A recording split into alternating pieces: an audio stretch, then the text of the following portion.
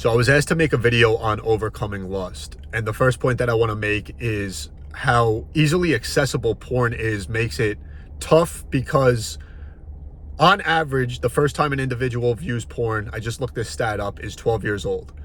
And if you start that habit at 12 years old, or even if it's the first time that it's consumed, you know it's out there, it's so easily accessible.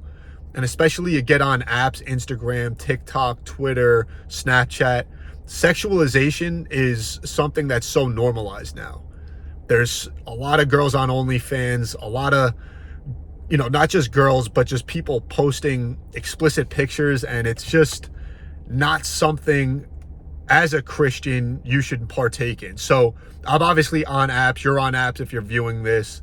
But what I try and do personally is delete the apps during the day and really only use them in the morning. If I'm at the gym, in the sauna, I download it. And then obviously when I post, I re-download and try and stay off of them as much as possible.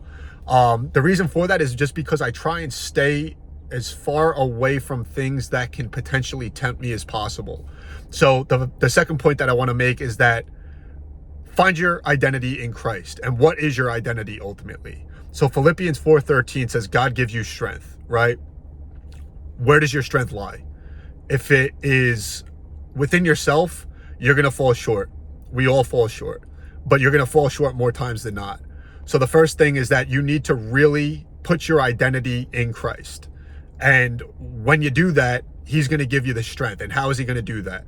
We're humans. We're going to fall short. I just said that. So what does that mean? For me, it means that anytime I think, I feel, I am in a certain mood, I try and remove myself from that situation as fast as possible. So what do?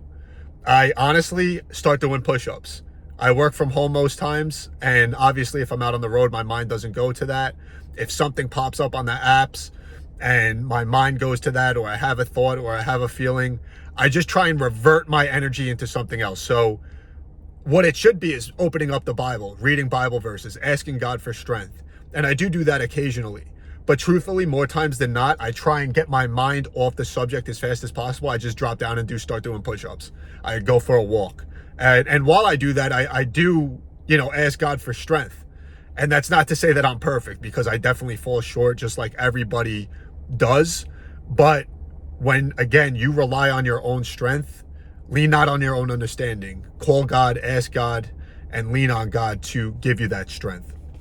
The third point that I want to make comes from Romans chapter 12, verse 2. Do not conform to the standards of this world, but let God transform you inwardly by a complete change of your mind. And so how I typically will think about this is that when I'm close to caving, I almost think of it as a competition with the devil. The devil's tempting me, and am I going to let the devil win this competition? I try not to. And how do I do that? Again, I do push-ups, I go for a run, I go for a walk, I open the Bible, I pray, I ask for strength. The second is that it's very easy to say, oh, just one more time. It's not that bad. I'm not doing X, Y, or Z. Joe Schmo up the street smokes pot. He does this. She does that. It's very easy to look outward and say he or she does X, Y, or Z. I'm only doing this. It's not that bad. It's just going to be one more time. Because you and I both know that it's not just going to be one more time. So you need to eliminate that thought, that mindset from your vocabulary, from your mind completely.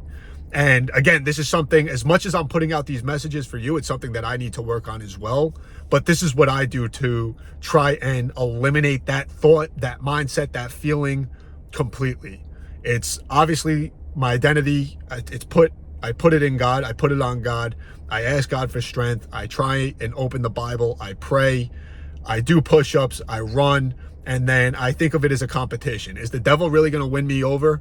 Or is God's strength going to come out and pull me out of this and put me on top? And so that's what I do. Hope you guys found value. Interested to hear what your thoughts, feedback are on this. I know everybody has a different way of doing things, but that's what I do. Thanks for watching. Appreciate the time.